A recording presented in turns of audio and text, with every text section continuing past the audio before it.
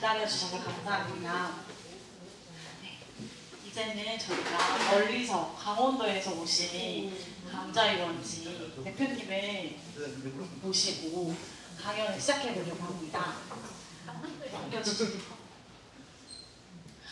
제가 열심히 홍보할 때 인스타그램으로 보신 분들은 아마 그 태그된 계정으로 들어가 보신 분도 계실 것 같아요. 진짜 귀여운 감자친구들이 있는 것과 너무 맛있어 보이는 이런 음식이 있구나라는 거 혹시 사진 다들 보셨나요? 네.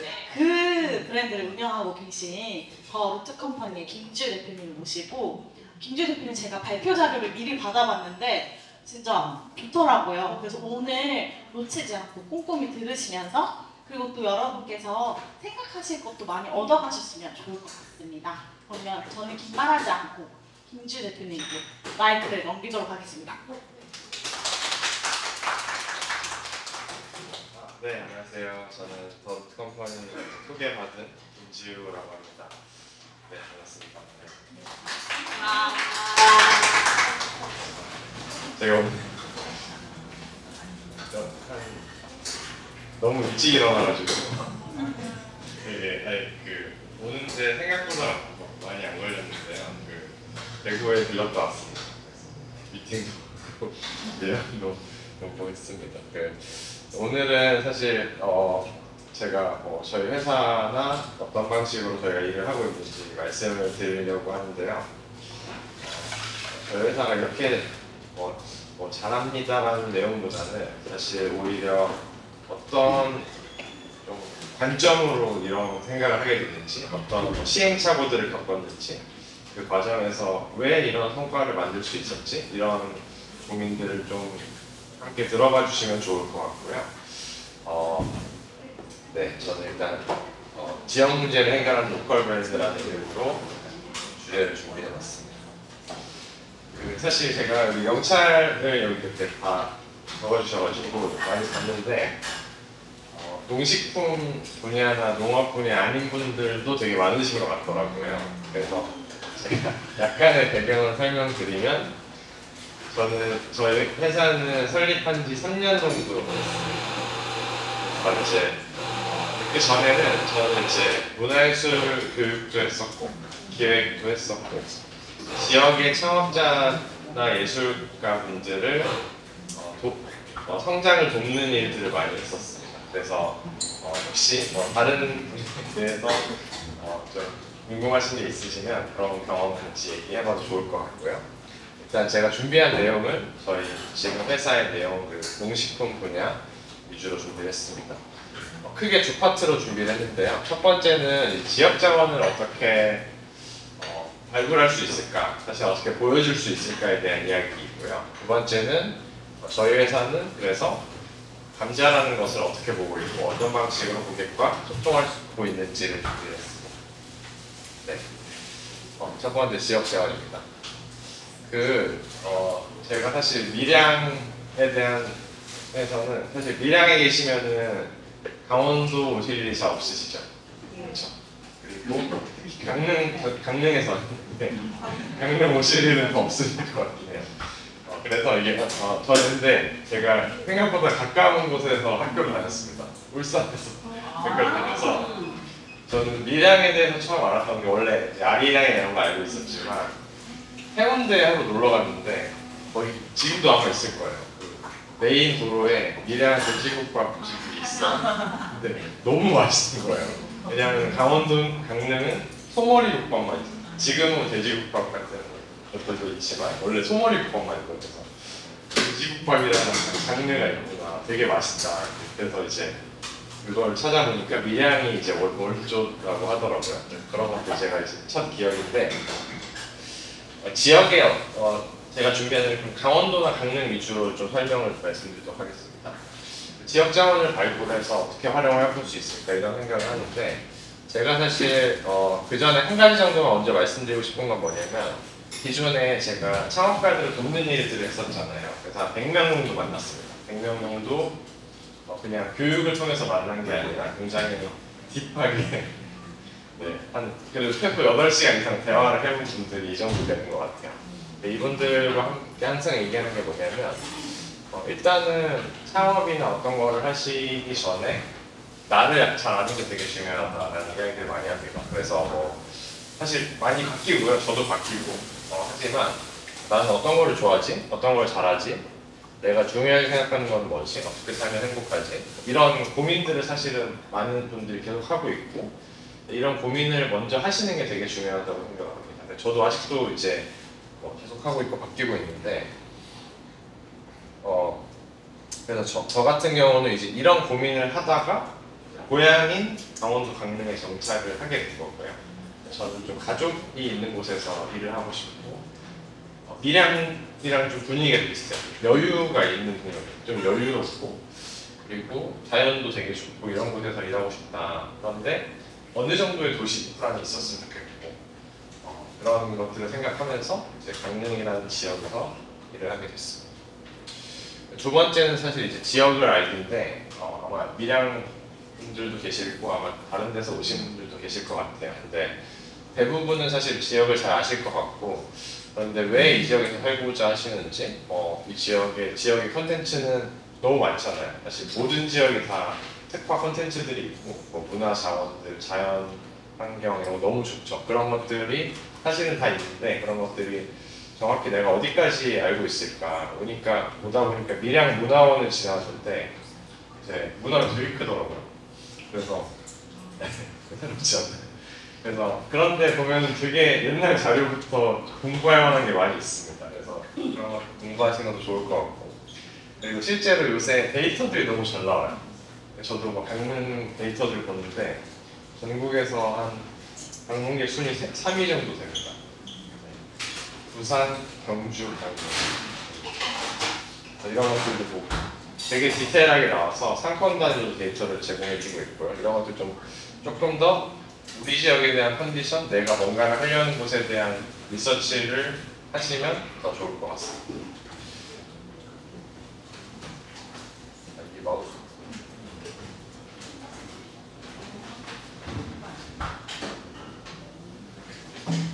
네, 그래서 제가 생각하는 강릉이라는 도시의 이런 곳에서 하면 어떨까?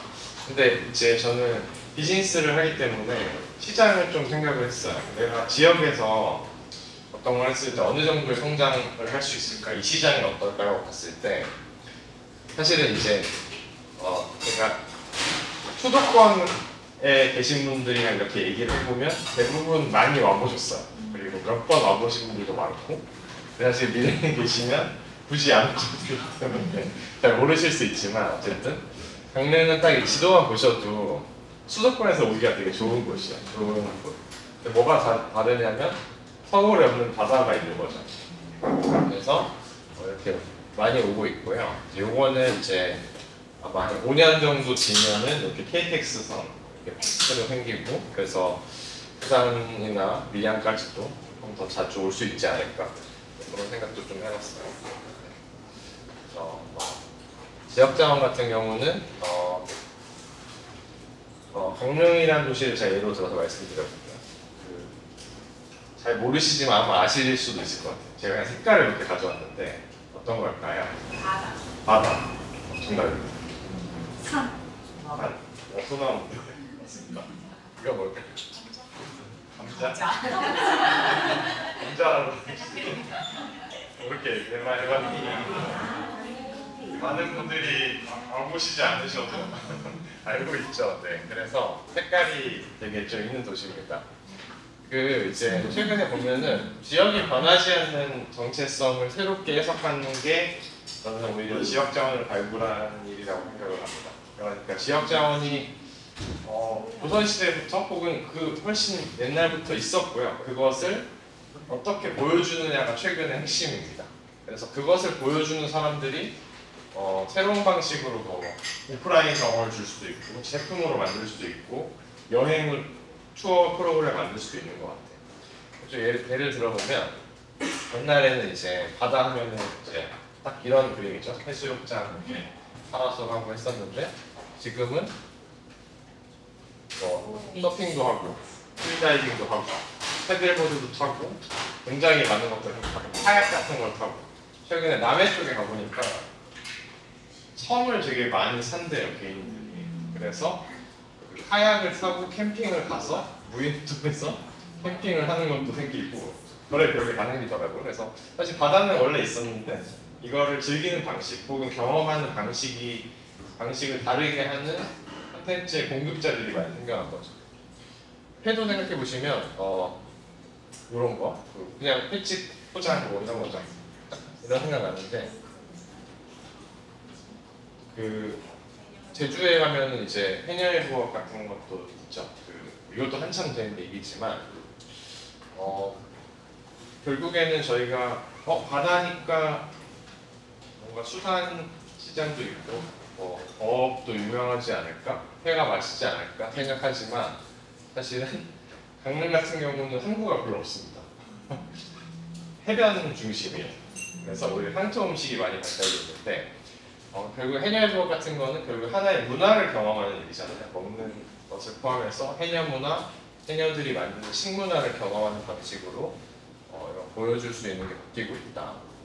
그리고 산과 소나무 했는데 여기는 이제 대관령이라고 이제 태백산입니다. 태백산에 경포호수에 보면은 이런 뷰가 나오는데 되게 좋죠. 근데 이제 지역에 계신 분들은 잘 모르죠. 그냥 맨날 이렇게 보니까. 근데 옛날에는 쟤네들이 있었는데 지금은 사람들이 갑자기 막 뛰어다녀요. 트레일러 저희 회사에도 엄청나게 열심히 하시는 분이 있는데 30km씩 산을 뛰어다니고 이런 것들을 하고요. 여기도 강릉인데 갑자기 요가나 명상을 하고 리트릿 프로그램을 합니다. 인기가 정말 많아요. 정말 많은 사람들이 이런 걸 참여하게 돼요. 그래서 이런 걸 보시면서 지역에만 계셨던 분들 되게 신기해하세요. 여기 그냥 우리 산책로인데 갑자기 이런 프로그램을 여기서 하네. 이런 것들. 그리고 여기는 강원도 고성인데 기억하시는 분이 있을지도 모르겠지만 81년인가 92년인가 잼버리 있을 때 솔방울을 이제 형상화 그런 건축을 이렇게 표현하기도 하고 여기는 울주입니다. 네, 요거 가보신 분도 있을 것 같아요. 산악영화제. 네, 여기는 브랜딩도 너무 훌륭하고 이게 저는 울주군 하면 요새 이런 게 생각나고 그래서 정말 콘텐츠도 너무 좋고 기획도 너무 좋고 경험 자체가 엄청나게 훌륭한 콘텐츠인데 영남알프스나 울주군의 어떤 그런 콘텐츠들을 이런 축제 혹은 이런 영화제로 풀어내기도 합니다. 커피 같은 것도 생각해 보시면 옛날에는 사실 커피 타서 마시던 시대였다가 강릉에 이런 박이추라는 분이 계세요. 이분이 1세대 바리스타인데 네 분이 계신데 세 분이 한 10년 전에 이미 다 돌아가시고 이분만 남았어요. 근데 이분이 지금 32년째 데리고 계십니다. 커피 명의. 실제로 본점에 가면 이분이 있는데 이분을 보러 가는 거죠. 네, 이것도 하나의 경험이죠. 페라로사 또 강릉에서 시작을 했는데 강릉 본점에는 커피 뮤지엄이 있습니다. 그래서 한번 꼭 가보시길 추천을 드려요. 10,000원밖에 안 해요. 엄청난 컨텐츠나 경험을 주고 커피에 대한 이해도 높일 수 있고 커피 경험을 할 수 있는 그런 공간이 있습니다. 그리고 다시 돌아서 거의 이것도 한 8년 정도 된 것 같은데요. 맥심에서 성수동에 맥심 플랜트라는 공간을 만들었어요. 그러니까 타서 만드는 커피도 플랜트 공간을 만들고 최근에는 이제 배달의 민족 우아한 형제들 김봉진 전 이제 대표가 뉴믹스라는 이제 다시 믹스 커피의 브랜드를 만들기도 했습니다. 그러니까 결국에 커피는 가만히 있는데 이거를 경험하는 방식, 보여주는 방식이 달라지고 있다. 이런 말씀드린 거고요. 강릉의 유명한 음식이 또 순두부입니다. 그리고 조선시대부터 이제 허엽이라는 문인이 그 바닷물을 이용해서 두부를 만들었다는 것을 유래를 했는데 그분의 호가 초당이에요. 그래서 초당 순두부, 초당동에서 초당 순두부 이런 게 유명합니다. 제가 어렸을 때는 이 순두부가 있었습니다. 근데 갑자기 어느 순간 짬뽕 순두부가 나왔어요. 네. 짬뽕 순두부로 유명한 강릉의 동화가든이라는 곳은 1년에 100만 명이 옵니다. 한 가게 100만 명이 옵니다. 네, 그리고 그러다 보니까 갑자기 순두부 땡땡땡 나오기 시작했습니다.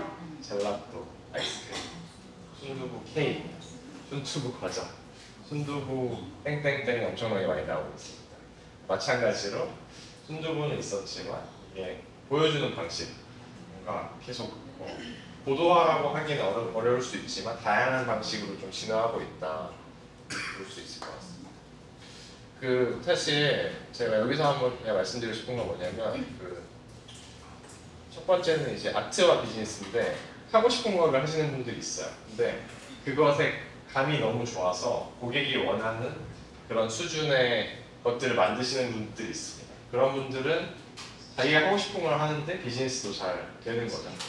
근데 그렇지 않은 분들도 많죠. 그래서 나는 내가 하고 싶은 걸 하는데 고객이 뭐 안 사준다, 뭐 관심이 없다라고 하는 건 사실은 되게 좀 어려운 상황이 되는 것 같고요. 두 번째는 그 지역의 컨텐츠라는 것들이 사실 제가 말한 순두부는 뭐 조선시대부터 있었는데 이런 건 오래됐죠. 그리고 아마 바다나 산은 500년, 1000년 후에도 있을 거예요, 지역에. 그런데 예를 들면은 대전의 성심당이나 강릉의 테라로사 같은 것들은 옛날에는 없었던 겁니다. 20년 전에 없었던 건데 이런 것들을 사실 잘 살펴보면 사실 엄청 큰 시장에 있는 브랜드들, 커피 시장에 있는, 빵 시장에 있는. 그래서 결국에 지역을 지금 대표하는 컨텐츠나 브랜드가 된 것도 사실은 되게 좋은 시장에 있는 아이템들이라는 것을 한번 생각해 보시면 좋을 것 같고요. 반대로 말하면 시장이 되게 중요하다는 거죠. 그리고 세 번째로 말씀드렸던 것처럼 지역 자원은 모든 지역이 가지고 있는데 이걸 보여주는 방식이 중요해지는 시대가 된 것 같다. 그리고 마지막으로 지역성이 사실은 결국에 저희가 이런 일을 하는 게 남들이 카피할 수 없기 때문이라고 생각합니다. 그래서 그것이 곧 경쟁력이고 저희의 뭐 스토리나 뭐 그런 관점들을 카피할 수 없게 만드는 것이 지역적인 것을 만든다고 하시면 되게 중요한 포인트가 될 것 같습니다. 이런 정도는 조금 앞부분을 준비했고요. 그러면 저희는 감자로 어떤 거를 해왔고 어떤 걸 하고 있느냐 이걸 준비했습니다. 네, 일단 저희는 감자로 뭐 하자 이렇게 했는데 제가 제주도에서 부자에 하는 카페에서 이 회의를 했어요. 우리 회사 이름을 뭘로 지을까? 우리의 비전은 뭘까? 무밭인가? 그러면서 했는데 그래서 사실 저희는 아이템 고민하기 전에 이런 작업들을 먼저 했습니다. 이게 이제 변하지 않는 미션을 만드는 게 사실은 되게 중요하다고 생각을 했고요. 지역에서 사실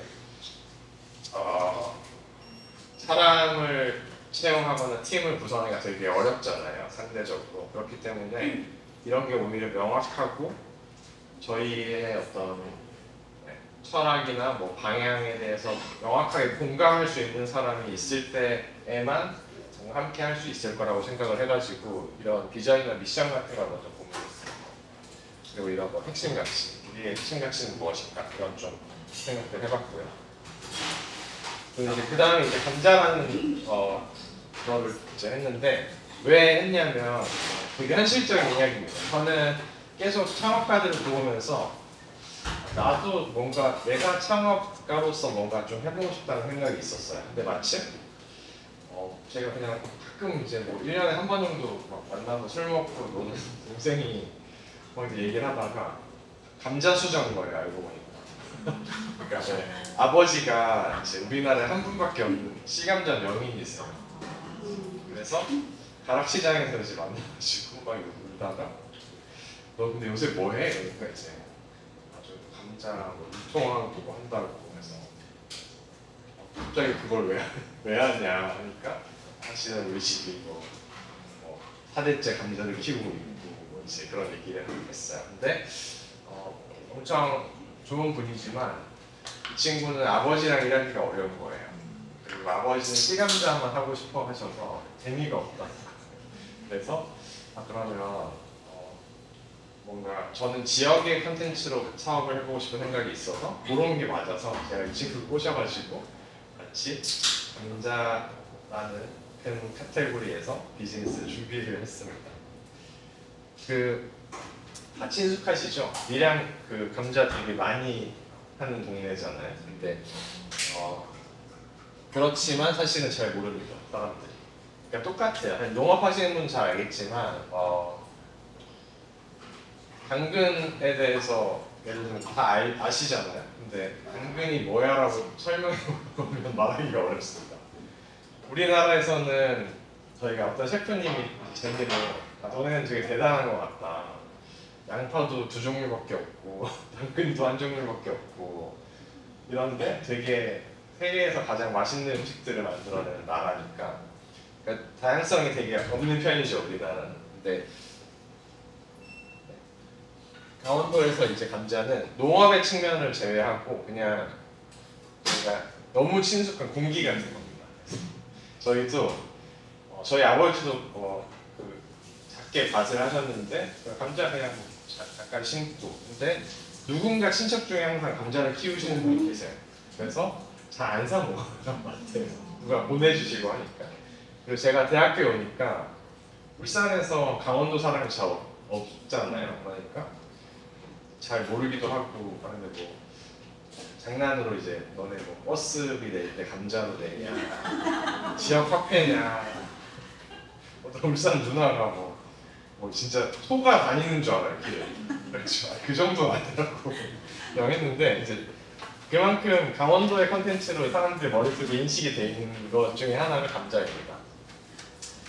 근데 이제 이런 거 이제 우리나라에서 있는 우리나라에 등록된 게 한 125개 정도 품종이 있는데 그게 제일 중요한 건 아닙니다. 이런 건 페루에서 있는 토종 감자예요. 전 세계적으로 5,000여 정도 있습니다. 근데 저희가 이제 제가 그래도 올해 좀 괜찮은 게 작년 12월에 유엔에서 처음으로 감자의 날이라는 거를 만들었어요. 5월 30일입니다. 5월 30일이고요. 그리고 올해가 우리나라 감자가 들어온 지 200주년 되는 해입니다. 그래서 아마도 농업 관련한 뭐 농업 광물 관련 이런 데 가시면 감자 주제 전시나 이런 것들을 올해 많이 하고 있거나 계획을 하고 있을 거예요. 그래서 그런 거 그냥 참고해 주시면 좋을 것 같고요.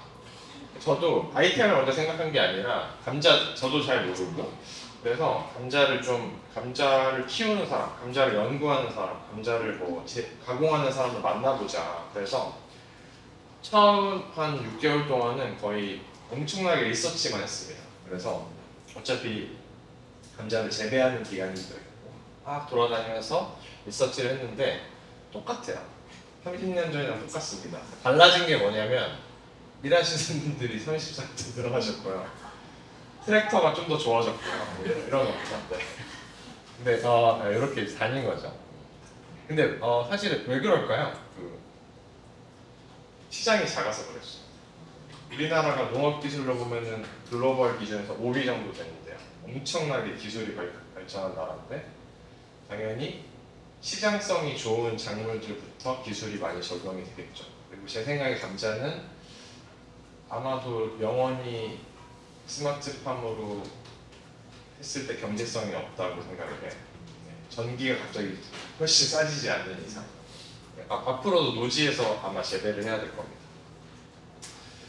그래서 저희가 이제 요 내용이 중요하다기보다는 이렇게 막 사람들 만나면서 문제들을 좀 정리를 했어요. 이보다 훨씬 많은 것들을 저희가 발견했지만 각자의 사정이 있고 관점이 있는데 우리는 문제를 해결하는 방식으로 비즈니스를 해보자. 그러면 이 사람들이 필요로 하지 않을까? 이렇게 생각을 한 거죠. 그래서 종자 준비하는 단계에서는 불량 종자 요청이 되는 문제가 있더라. 재배 단계에서는 사실은 특히 감자는 또 재배 교육이나 그런 게 많이 없습니다. 유튜브에 쳐도 틀린 정보들도 되게 많이 나오고 그래서 재배에 대한 정보가 없으니 새로운 기후도 변하고 새로운 난도 생기지만 사람들이 재배하는 방식이 똑같아서 생산성이 좀 낮아요. 세 번째로 농산물이니까 시세라는 게 있다. 구조적인 문제가 있다. 그래서 시세라는 게 있는 게 잘못된 게 아니라 농가분들이 결국에 그냥 운에 맡기는 거예요. 올해는 많이 벌 수 있고 적게 벌 수 있고 이런 게 오히려 문제라고 생각했습니다. 그래서 이걸 우리가 어떻게 해결할래? 첫 번째는 찌감자 명인분이 있으니까 이분이랑 같이 만든 종자를 이게 실제로 데이터가 수미라는 감자보다 훨씬 좋습니다. 그래서 매년 점유율이 높아지고 있고 지금 한 5% 정도 돼요. 전국에. 울산에도 있고 긴제 같은 곳은 거의 이제 수미에서 많이 겪고 그런 이제 품종 개발도 했고요. 백종원 대표가 골목 식당 하는 것처럼 이제 농가에 가서 이제 막 해드리는 거예요. 그리고 세 번째로는 배약 재배를 하면 생산량만 높으면 일정한 수익을 가져갈 수 있겠다, 높은 수익 가져갈 수 있겠다 해가지고 이런 식으로 구성을 했습니다. 이러면 되지 않을까 생각하는 거지. 그래서 이제 감자 가시고요. 네. 이렇게 이제 다 트랙터가 지나가면 이제 수확해서 손백에 넣고 나중에 분류해서 이제 박스 작업하기도 하고 합니다. 근데 저희가 1년 만에 바꿔요. 1년 만에 변화를 줍니다. 왜냐하면 너무 싸고 무거워요. 무겁고 커요. 그래서 이게 다른 말로 하면은 물류비나 보관비가 많이 든다는 말이기도 하지만 주요한 이유는 이런 것이었습니다. 사과 품종 아시죠? 여러 가지. 네. 추석 전에는 홍로가 나오고 9월 말이나 10월에는 부사가 나오고 시나노 골드 같은 것도 있고 여러 가지가 아시죠? 포도도 품종 많이 아시죠? 딸기도 이제 좀 아시는 거 있으시죠? 쌀도 아시죠? 그러니까 제가 말씀드린 거는 엄청 큰 시장. 큰 시장은 사람들의 품종 다양성이 생기고 그 안에서의 취향이 생기고요. 근데 감자는 사실 우리가 생으로 먹지 않잖아요, 대부분. 그리고 보통 우리나라에서 먹는 거는 반찬이나 찜에 넣어 먹거나 이런 식으로 먹기 때문에 소비가 굉장히 많지 않고 작은 시장입니다. 그래서 그 조리법이나 식문화 자체가 이 감자 품질이 크게 영향을 주기가 어려워요. 그래서 좋은 감자를 만든다고 하더라도 시장에서는 소비자 관점에서는 그냥 싼 게 더 좋은 거예요. 그래서 그걸 바꿀 수는 없겠다. 그리고 그거는 우리가 바꿀 수 있는 영역이 아니기 때문에 그러면 어떻게 해야 될까? 앞에는 기존대로 가져가는데 가공이나 브랜드 경험으로 이거를 부가가치를 만들어야겠다고 생각을 했습니다. 그래서 첫 해 바로 이런 걸 느끼면서 유통을 되게 많이 줄여버렸어요. 처음에는 한 700톤 정도 했는데 그 다음에는 한 100톤 정도로 많이 줄었어요.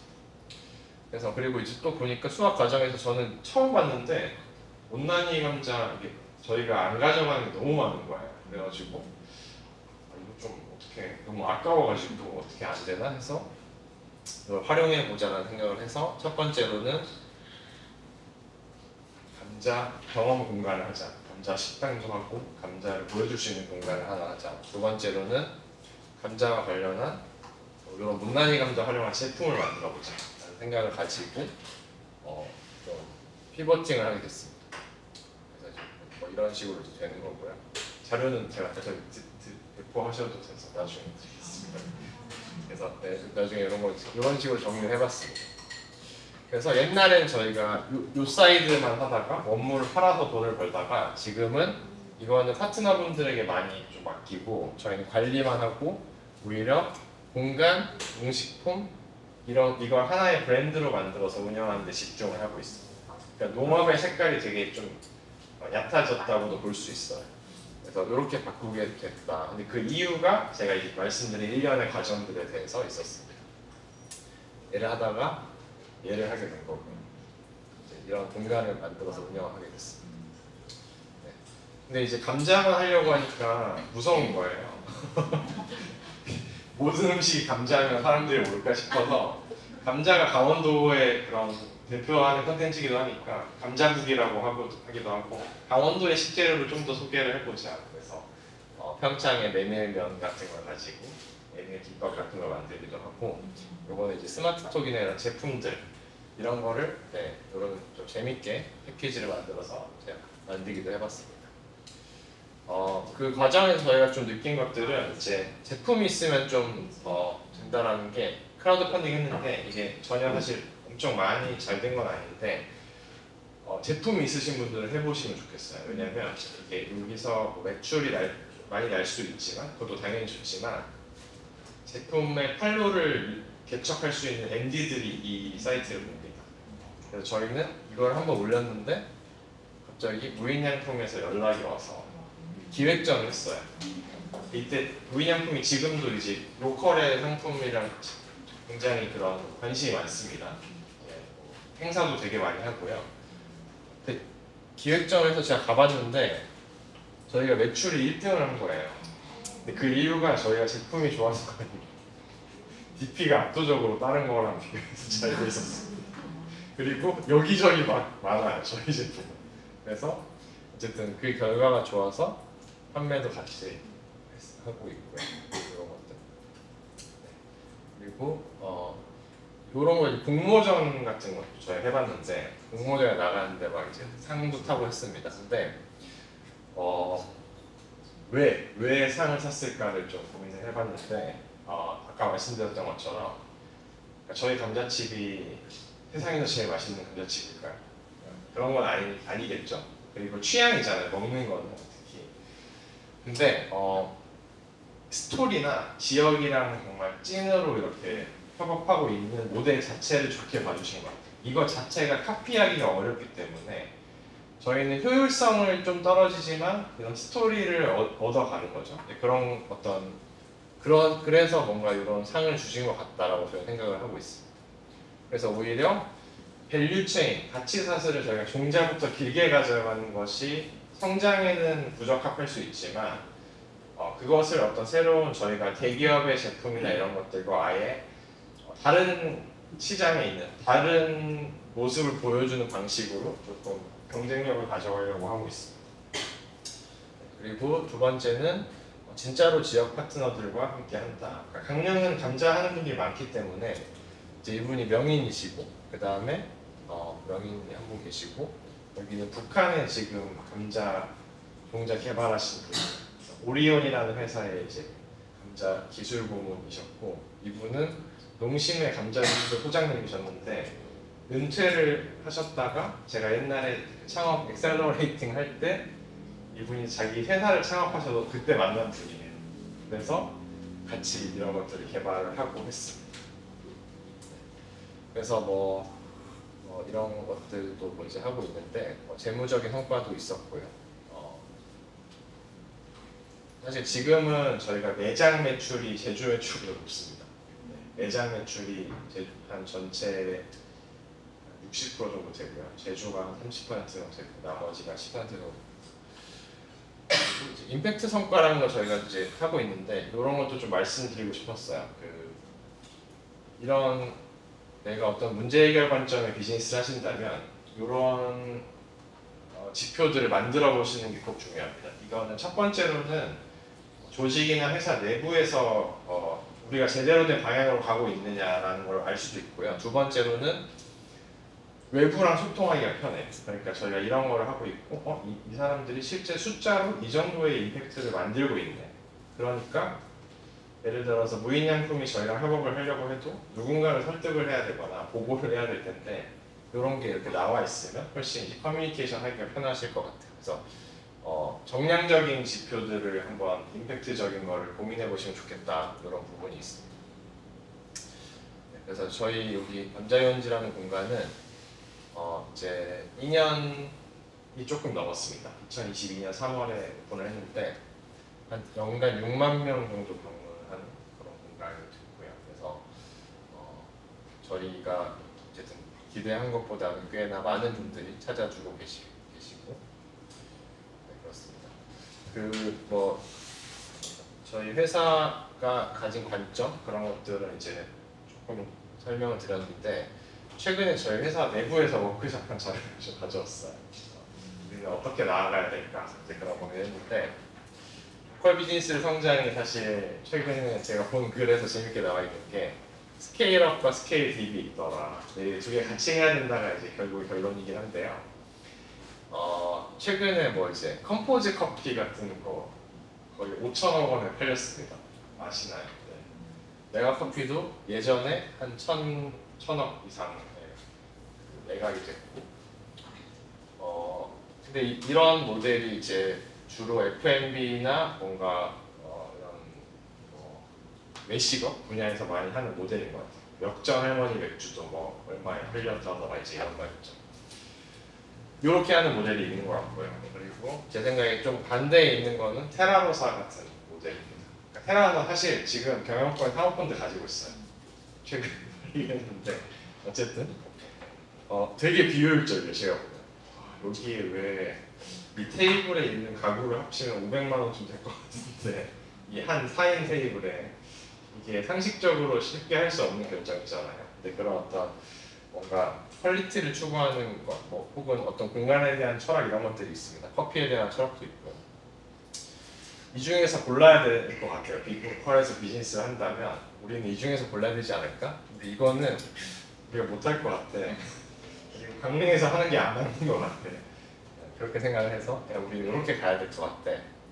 근데 이유를 생각을 해보면 대기업과 경쟁을 한다는 오타가 있네요. 생각을 버리자. 그래서 카피할 수 없는 압도적인 경험을 만들자. 이게 저희의 좀 목표입니다. 그래서 대표적으로 제가 가본 데 중에는 이런 고창의 상하동원 같은 거, 페라로사 커피 뮤지엄 같은 거, 그리고 나파밸리의 와이너리 같은 데 가보면 압도되는 경험들이 있습니다.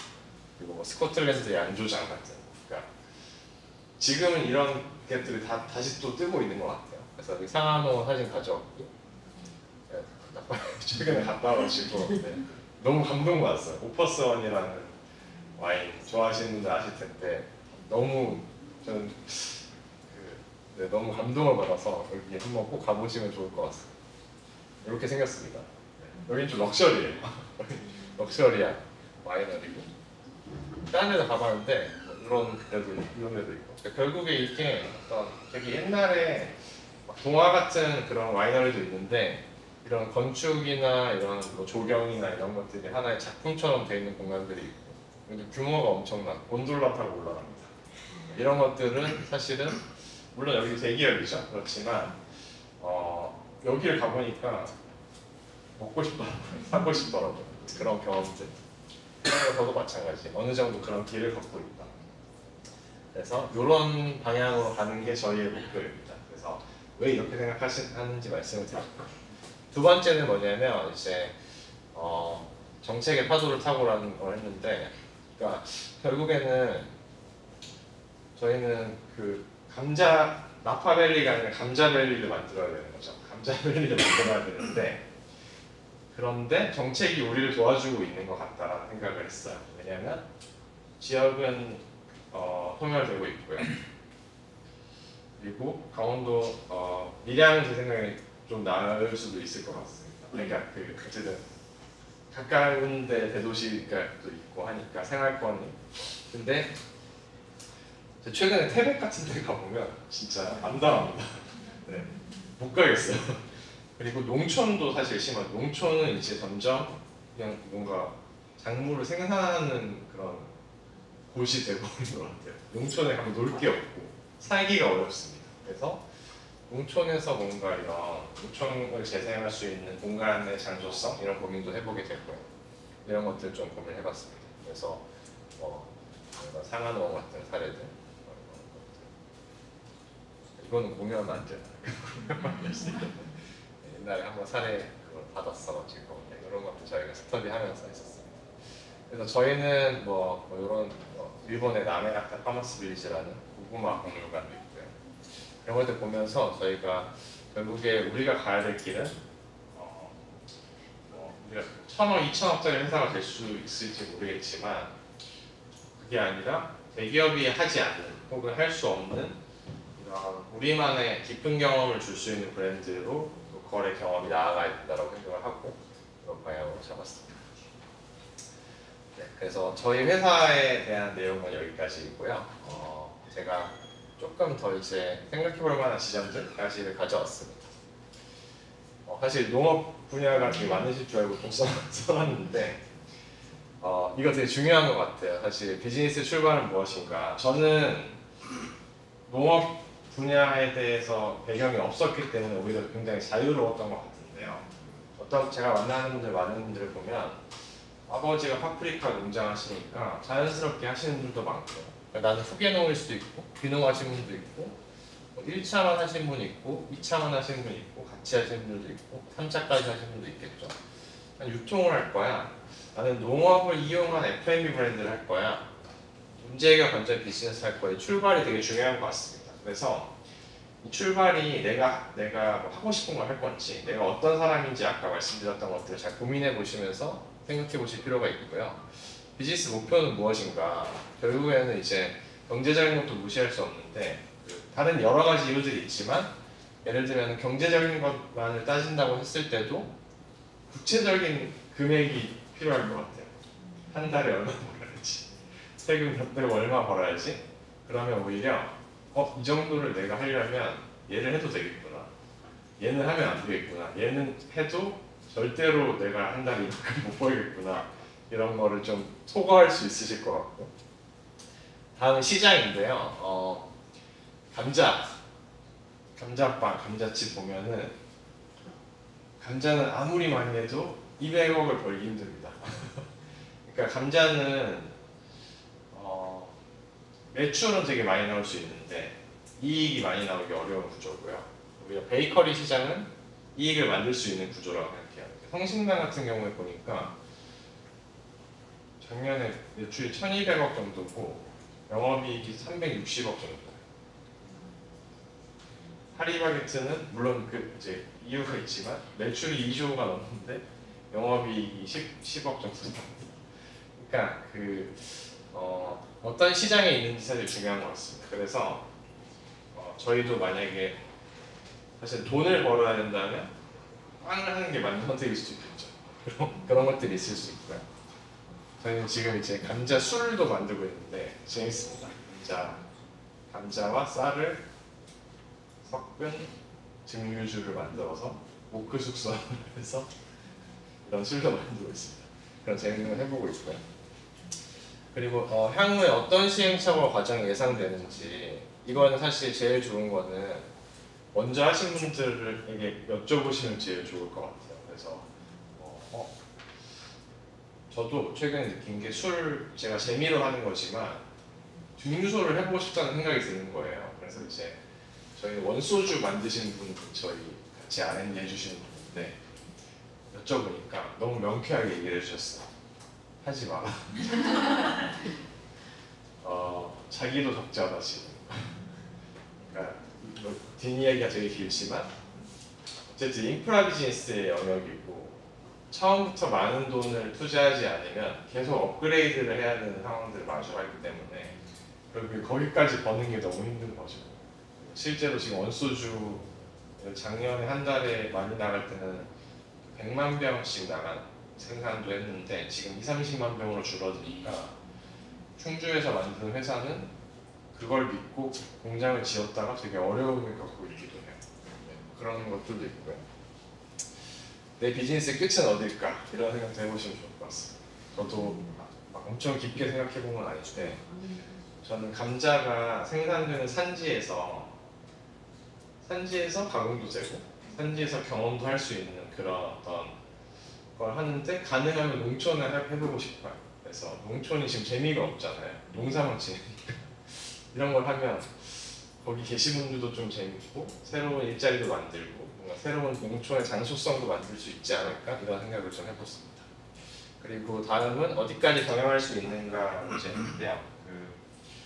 아무래도 지역에서 뭔가 창업을 하고 한다는 것이 저 오늘도 아까 미팅하면서 그런 얘기를 제일 많이 했습니다. 그걸 누가 해?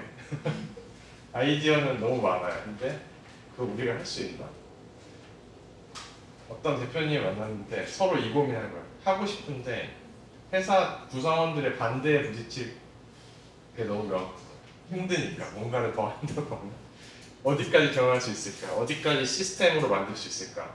이런 고민 한번 해보시면 좋을 것 같고 마지막으로 농업이나 지금 하고 계신 분야에서 어떻게 레버리지 할 수 있는가라고 썼지만 너무 많습니다. 지금은 이런 지원 사업도 너무 많고요.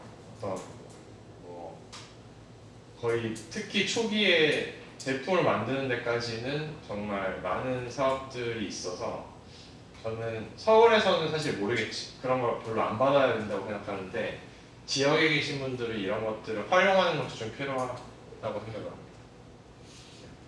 그래서 네, 여기까지가 저희가 오늘 준비한 내용이고요. 사전에 주신 질문들이랑 혹시 추가적으로 주시는 내용 있으면 같이 해서 좀 더 Q&A 하면서 마무리하도록 하겠습니다. 네, 들어주셔서 감사합니다. 네, 대표님 숨 좀 고르시다. 네. 네. 그러면 제가 보통 초반에는 질문이 없는 편이어가지고 교수님께서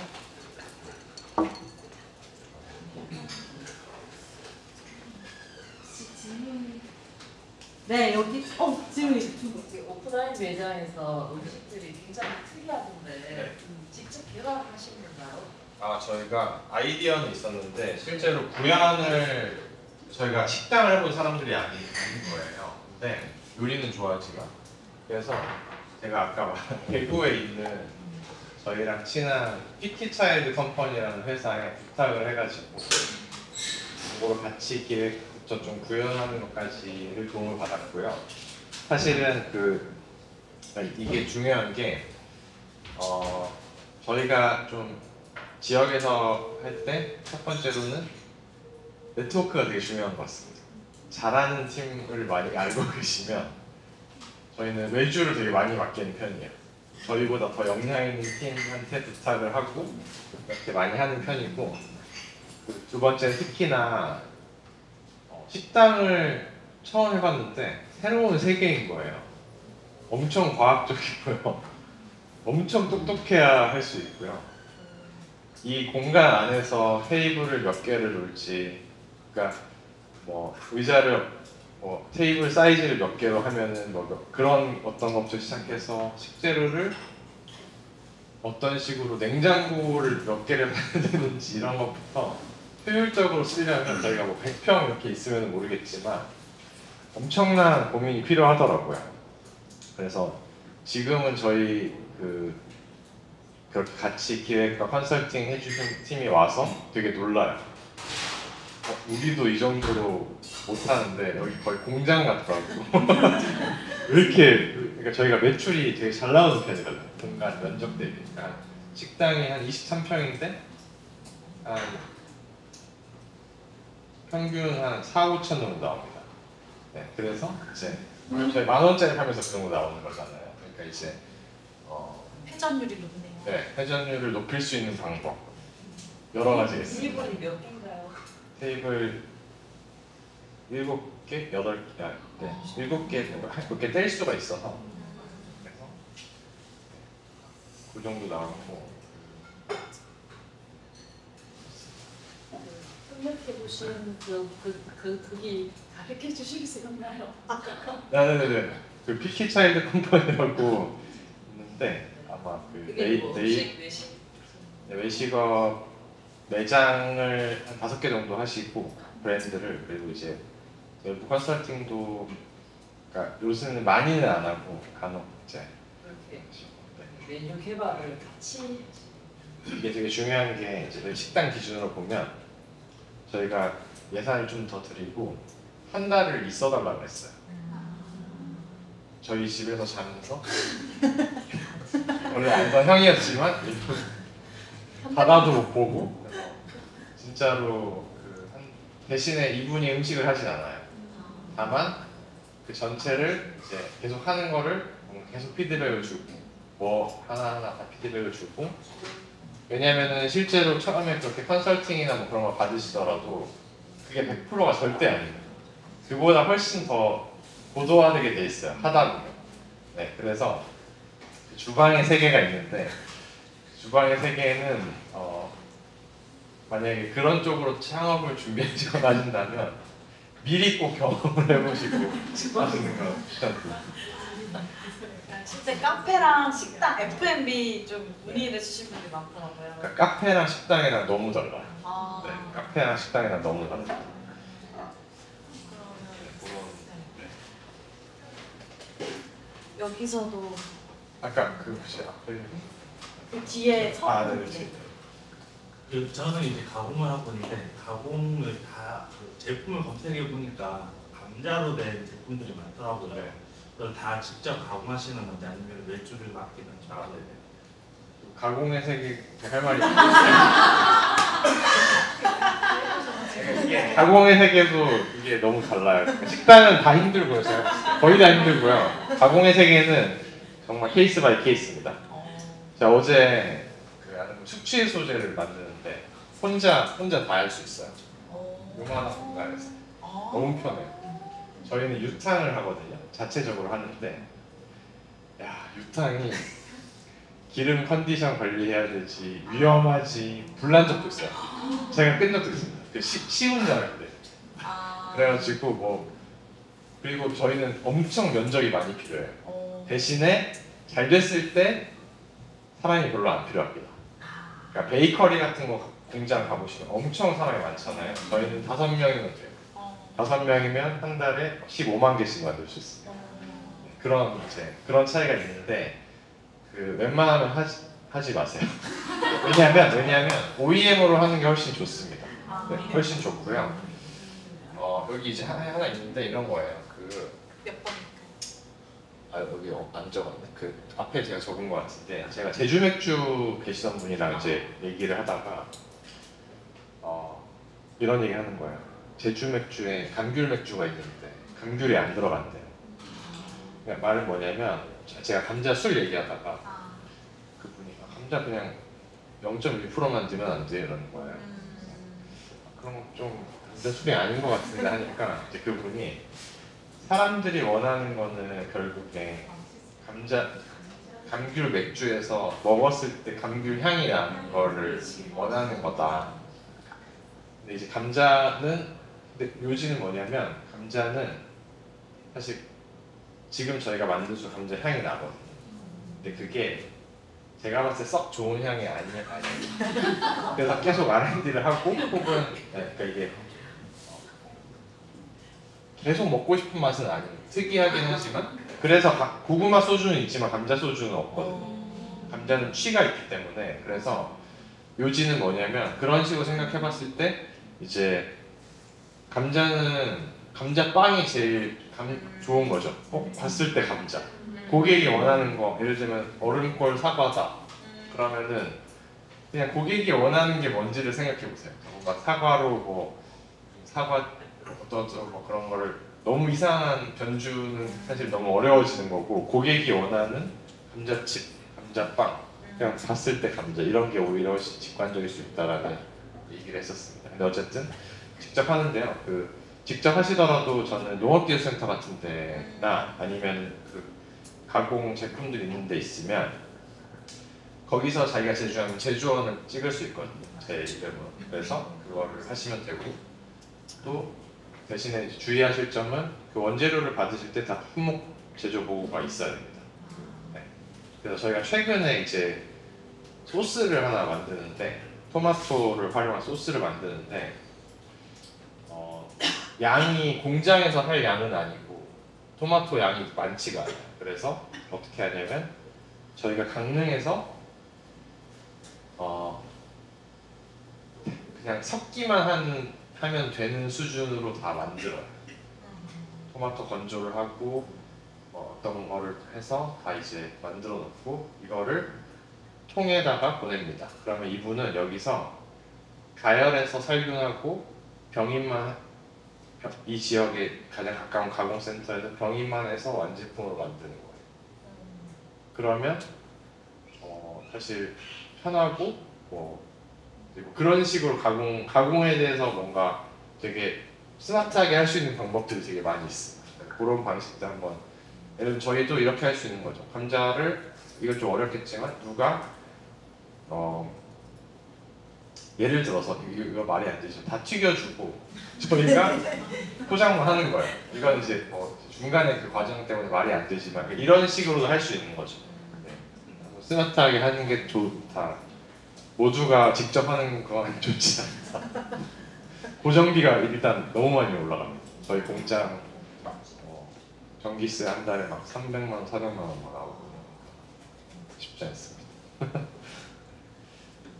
또 여기서 몇 개 네. 하나 질문. 1번이 유통이 잘 되는 비결. 유통이 그렇게 잘하는 편 아니에요, 저희가. 솔직히 말씀드려요. 근데 저희 같은 기업은 사실은 B2C를 많이 하는 것도 중요한데 B2C는 저희가 마진이 높잖아요. 소비자한테 바로 파니까. 근데 사실 작은 유통처를 많이 찾는 것보다 큰 파트너를 한 개 찾는 게 그거 100개 찾는 것보다 낫습니다. 그래서 수출 파트너를 찾는다거나 월에 한 2만 개 정도 주문해 주시는 수출 파트너를 찾는다거나 아니면 무인양품처럼 월에 한 2만 개 정도 매장에 판매될 수 있는 이런 게 사실 훨씬 중요하고요. 가공을 만약에 직접 하신다면은 그런 건 있어요. 이제 저희가 감자칩 만드는 대기업밖에 없잖아요. 대부분. 그러니까 예를 들면은 대기업한테는 OEM을 할 수 없는 브랜드들이 있습니다. 대기업에서는 우리 너무 양이 적어 해주는 데가 없는 거예요. 그런 거를 저희가 하는 경우도 있어요. 이런 틈새 시장도 있을 수 있다. 네, 그게 있고요. 이번은 저희가 이제 과정에서 말씀해 주셨고 3번은 사실 심하지 않았습니다. 사실 왜 그런지는 모르겠는데 별로 그렇게 심한 건 없었어요. 그래서 저희가 뭐 그냥 뭐 가게 개업할 때도 뭐 떡도 돌리고 뭐 그런 거 되게 좋게 봐주시더라고요. 그런 게 잘 없으니까. 그리고 저도 원래 강릉이 고향이니까 이제 뭐 어떻게 아는 분들도 있고 강릉이 고향인 분들이 꽤 있어서 저희 회사에 크게 마찰은 없었던 것 같고요. 4번도 어느 정도 말씀드린 것 같고 5번 남들과 혹은 도시와는 차별성을 갖는 지역으로 마케팅 방법은 그러니까 저는 사실 마케팅에 저희처럼 지역 기반의 회사들은 마케팅에서 가장 중요한 역량이 실행력이라고 생각을 합니다. 그러니까 잘하고 못하고 떠나서 그냥 인스타그램 같은 SNS에 매일 하나씩 올리는 분들이 웬만한 광고 하시는 분들보다 훨씬 낫다고 생각을 해요. 그리고 또 하나는 마케팅할 예산이 많이 없잖아요. 그렇기 때문에 저희는 매장 설계를, 메뉴 같은 거 설계를 할 때도 플레이팅을 할 때 메뉴 기획을 할 때부터 이게 같이 테이블에 있을 때 어떤 모습일 것이냐. 저희가 예를 들어서 메뉴가 4개 있거든요. 딱 2층에는 메뉴 딱 4개 있는데 어떤 분이 물어보는 거예요. 만약에 솥밥을 누가 7명이 와서 7개를 시키면 어떡하냐. 화구가 모자란데. 절대 안 시킵니다. 저희가 인스타에 올린 그대로 시킵니다. 그러니까 다 먹고 다 하나씩 그냥 시키는 건데 그래서 몇 번 있긴 있었어요. 한 2번 있긴 있었는데 거의 그렇게 안 시키시고 네, 그런 것들. 그래서 저희가 마케팅할 예산이 없기 때문에 사람들이 사진 찍을 수 있는 룩으로 만들어줘야 돼요. 이게 되게 중요하죠. 그래서 대부분 식당 잘하는 데 보시면 저희가 이것만 봐도 알아. 여기 음식도 잘하겠네. 왜냐하면 저희는 매일 2끼나 3끼를 드시잖아요. 네. 사실 어딜 가셔도 딱 보면은 이거 비싼데? 안 비싼데? 한 입만 드셔도 맛있는데? 없는데? 바로 데이터가 다 있으시잖아요. 그래서 근데 이제 진짜 그 업계의 고수들은 항상 테이블 사진이 있어요. 이렇게 시켜 드세요. 그러면 많은 분들이 그렇게 시켜 드십니다. 그런 것도 있고요. 오도부터 조정하고 계시네요. 네네네. 스마트 스토어는 사실 저희가 이제 스마트 스토어에서 경쟁력 있는 제품이라고 생각하지 않거든요. 사실은. 그리고 백화점에서도 그렇게 메리트가 없는 제품이에요. 그러니까 저희는 아이들 있는 뭐 팝업이나 이런 데는 매력이 있고 그래서 이건 한번 해보시는 걸 추천드리는데 예를 들면 스마트 스토어에서 인기가 있는 것들은 저희가 계속 시켜 먹는 것들 그리고 예를 들면 주스, 아이 간식, 반려견 이런 거 사실 훨씬 시장이 크죠. 이제 그래서 일단은 온라인을 무조건 가져가시긴 하셔야 되는데 온라인 중심으로 하셔야 된다. 예를 들면 미량은 그게 더 유리할 수 있잖아요. 그러면 오히려 내 제품이 잘 생각해 보시면 온라인에서 잘 되는 그 스마트 스토어들은 제품군의 시장이 일단 그거랑 잘 맞는 데가 많다고 생각합니다. 네, 그다음 마지막은 일단 감자 유원지로 이름을 정한 이유는 그 감자가 어쨌든 친숙하잖아요. 근데 이제 저희가 감자라는 말을 넣고 싶고 또 이제 저는 영어 이름을 먼저 생각했어요. 포테이토 파크라는 이름을 넣고 싶어서 유원지라는 이름을 붙였는데 친숙한 그런 무드를 브랜드에도 그대로 가져가고 향후에도 뭔가 테마파크 생각을 처음부터 하진 않았지만 향후에 사실 농촌에 만들고 싶다는 생각이 있었기 때문에 즐거운 브랜드로 가져가자는 생각이 있어서 초기에 좀 네이밍 이렇게 좀 고민을 했었습니다. 근데 이제 웃긴 거는 이제 어떤 분들이 이제 막 드시는 걸 일부러 들어요. 저도 매장에서 가끔 먹으면서 손님들 피드백을 귀로 듣는데 포테이토 팝이 누가 박씨야? 그런 분도 있고 그 다음에 재밌는 거 뭐냐면 아무 말도 안 했는데 저희가 그 장칼국수 같은 메뉴가 있거든요. 근데 면을 이제 그 일반 면이에요. 그냥 칼국수 면인데 막 드시면서 아 여기는 감자면인가 봐. 그러니까 저희가 뭐냐면 얘기를 하면 집중하게 돼요. 그러니까 그 여기 아까 피키차일드 컴퍼니라는 데도 대구에 이제 하는 매장 중에 동아식당이라는 곳이 있는데 거기는 이제 계란은 무슨 땡땡땡 농장 뭐 이런 식으로 써놓거든요. 그러면은 근데 그 농장이 사실은 여기가 참기름 이런 건 되게 특별한 생산자들이 만드는데 계란은 되게 일반적인 걸 써요. 근데 계란김밥이 유명하거든요. 근데 이제 이걸 써놓으니까 손님들이 여기 계란도 뭐 어디 농장 걸 쓴대 하면서 이제 드시는데 고등어도 통영 고등어를 쓴대 사실은 그 계란 농장은 대구에 있는 대부분의 식자재한테 맡기는 것이고 그 시기에 그 고등어는 대부분 통영산이거든요. 그러니까 이게 저희가 말하고 언급해주면 사람들이 집중하게 되는 것 같아요. 그래서 이거 맛에 더 뭔가 집중하게 되고 그런 것들도 뭐 활용이라고 하면 좀 그렇지만 생각해 보시면서 하셔도 될 것 같습니다. 저희가 사실 약속된 시간이 다 돼서 혹시 현장에서 마지막 한 질문 네 괜찮습니다. 없어도 괜찮아요. 왜냐면 마지막 한 질문 네. 초기 기획했을 때부터 오픈하기 전까지 어느 정도의 비용을 했는지. 저희가 그 브랜딩을 내부에서 했고요. 일단은 근데 그것도 비용이겠죠. 근데 그냥 제 생각에는 최소 1,000만 원에서 3,000만 원 정도는 생각하시는 게 좋을 것 같고요. 그리고 저희가 이렇게 1층, 2층, 3층이 있거든요. 3층은 저희 사무실이고 인테리어 뭐 이런 거 다 집기 사고 이런 걸 해가지고 한 1억 2천, 1억 3천 정도 들었던 것 같습니다. 근데 싸게 한 거예요, 엄청. 왜냐면은 이게 업장이 2개인 거잖아요. 그러니까 예를 들어 여기처럼 한 층으로 한 개 매장을 넓게 쓴다? 이게 훨씬 효율적이고요. 훨씬 좋습니다, 사실은. 근데 그 프랜차이즈 같은 거, 예를 들어 프랜차이즈 다큐멘터리라는 서비스가 있어요. 거기에 보시면 물론 이제 공시가 되는 자료인데 보기 좋게 나와 있습니다.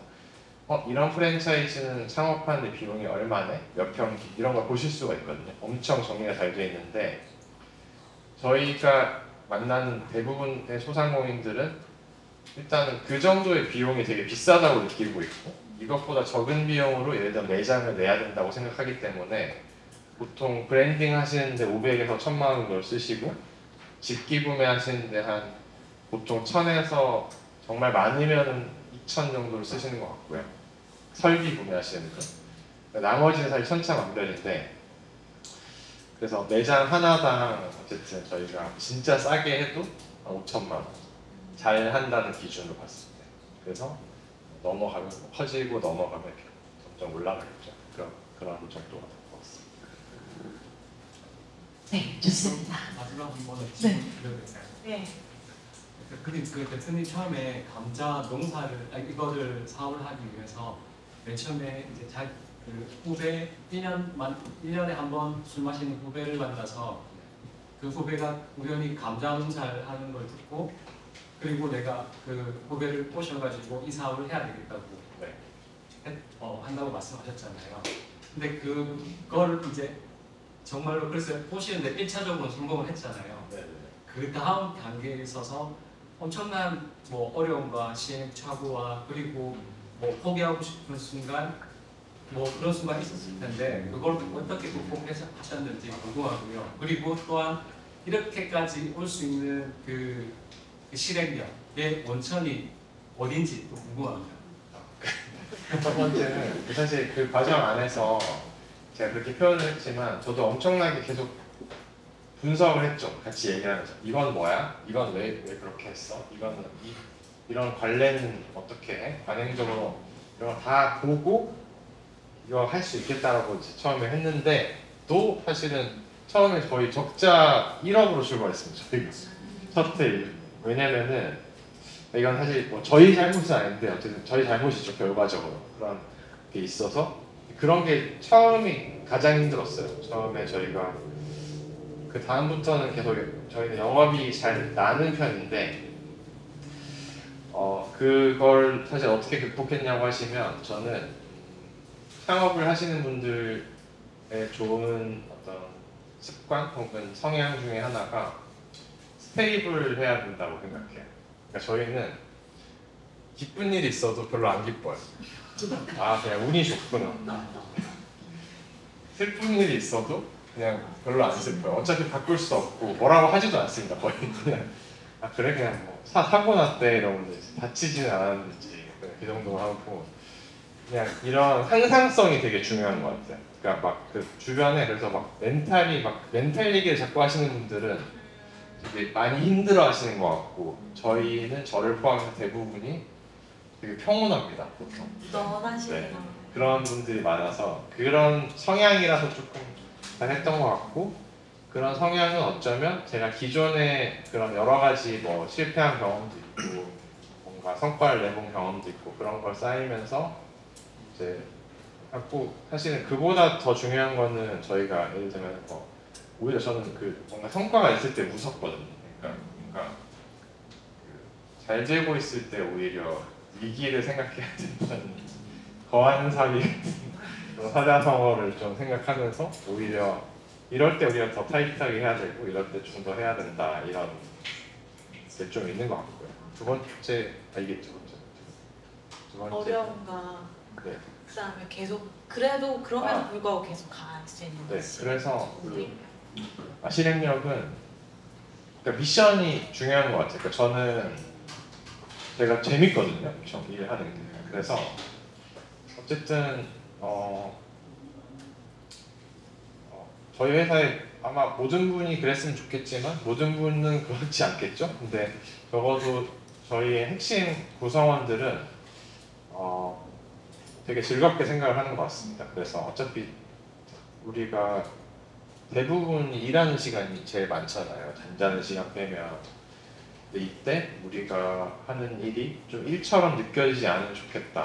그러면은 우리가 엄청 재밌게 할 수 있지 않을까. 그래서 그래서 하는 감자 술 같은 경우는 그래서 하는 것도 있고요. 너무 재밌어요. 그런 게 좀 섞여 일부러 좀 넣기도 하고.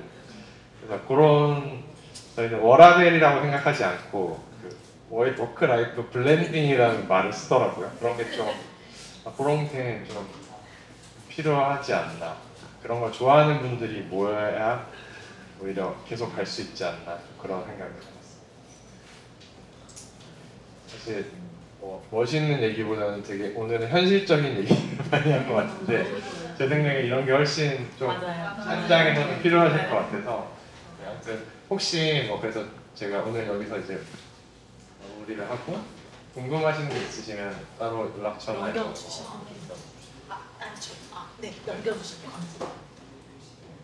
연락처 같은 게 있어서 번호도 나중에 혹시 통해서 주셔도 될 것 같습니다. 그래서 연락 주시면 제가 뭔가 경험한 선이나 도와드릴 수 있는 선에서는 연락을 드리도록 하겠습니다. 긴 시간 강연해주시고 모든 영역 자신이 겪었던 가공부터 식당, 카페 모든 걸 다 공개해주신 김주혜 대표님께 다시 한번 박수 보내드립니다.